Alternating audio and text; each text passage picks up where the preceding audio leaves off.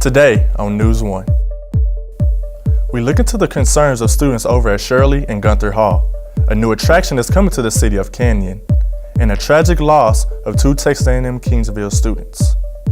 News One starts right now.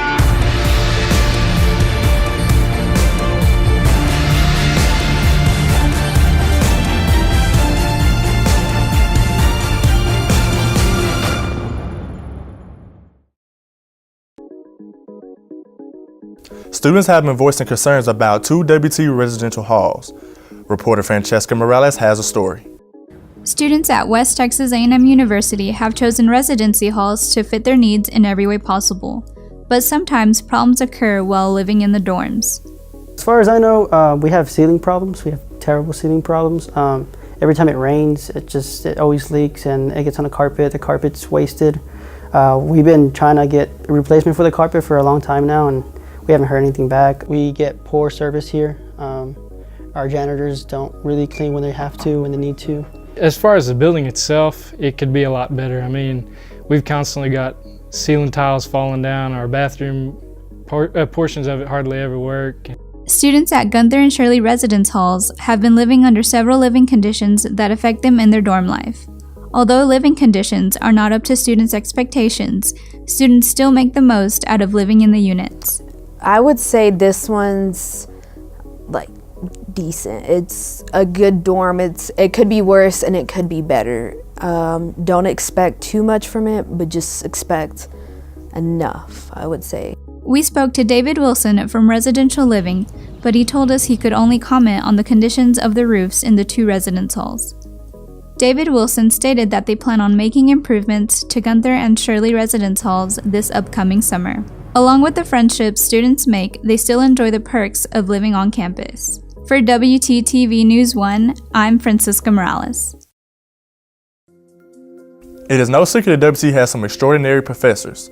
News One reporter Eileen Taylor looks into one Fulbright Scholar story. While teaching English at a high school in Daegu, South Korea, Min Jung-chun decided to apply to become a Fulbright Scholar here in America. I thought it could be a good chance for me to teach Korean, also to learn English in America. I was working at that time as a high school English teacher, quite busy, so I usually weekend. I came to school every weekend and I worked for my document and the test and the interview. It took about 6 months to complete the application process, and after being accepted into the program, Ms. Chun chose WT. I knew that I will be the only one here as a Fulbright language teaching assistant. Teaching at a college level was new, and she wasn't sure what to expect. I was really surprised at student enthusiasm and interest in Korean culture and language, which I didn't expect this much. She believes it takes a certain mindset to be a great teacher. Regardless of English teacher or Korean teacher, I think having a passion or enthusiasm or affection for students or for what you do is most important. To learn more about the Fulbright Scholar Program, contact Laura Seals at lseals.wtamu.edu. With WTTV News 1, I'm Eileen Taylor.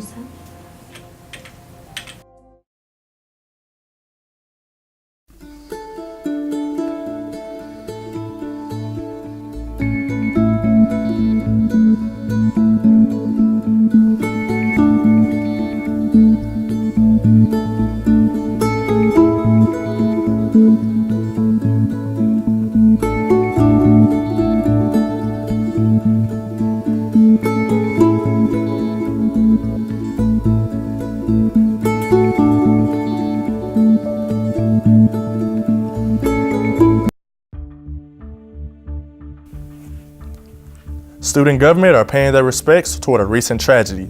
Shayna Delakis has more. West Texas A&M University's student government are writing a bill to recognize two Texas A&M Kingsville students that passed away while heading to a conference in College Station. WT student government wants to recognize those students for their commitment to their campus. It would be a Senate resolution, and it would be recognizing Oscar Fuentes and Tozin Aloba. and recognizing where they're from, what they've done in student government, that they're very missed and loved by their family. And I believe that student government can better advocate this, that we are very present and acknowledging of the other students in student governments all over the nation and all over the world. Student government is a huge association, so we really want to acknowledge that we are a family and that we are working together. We weep and we lose, we feel lost together. Please raise your right hand.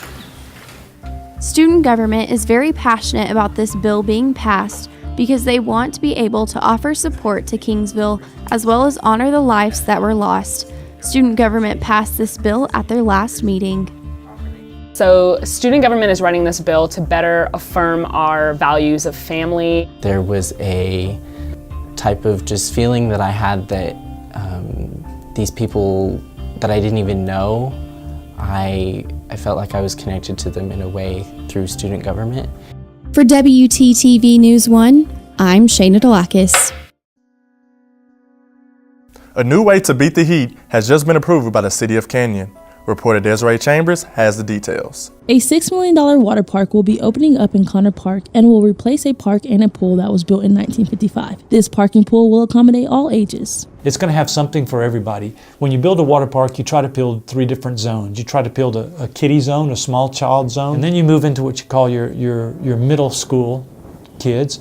And that's where you put in 2 slides. That's where our slides are and our lazy river. And then you try to build something for the rest of your community and for the older kids. And that's where we've built a lap pool. The lap pool will have water basketball, have a couple of diving boards, and then at certain times during the day, we'll put up the lanes, and so that we'll have lap swimming going on in that area. John Burns hopes to seek a variety of people this summer at the pool from all areas of the Panhandle. He believes tourists will come and people from the Shell, Texas. As the project moves along, we feel very comfortable about it. We believe that we're going to have anywhere from 45 to 55,000 participants, people coming and using our facility.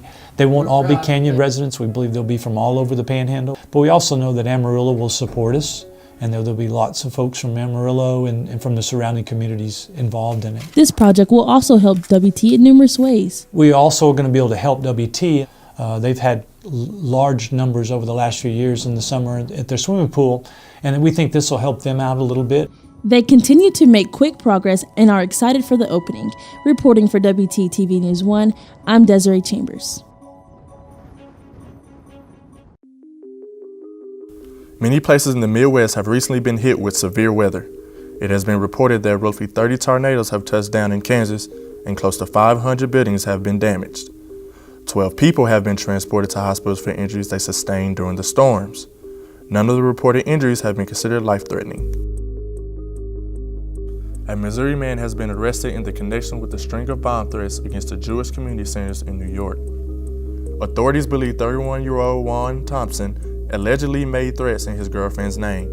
FBI Assistant Director William Sweeney Jr. stated Thompson's alleged pattern of harassment not only involved the defamation of his female victim, but he threatens to intimidate the entire community. The threats forced immediate evacuation of the community centers so authorities could sweep the area for explosive devices.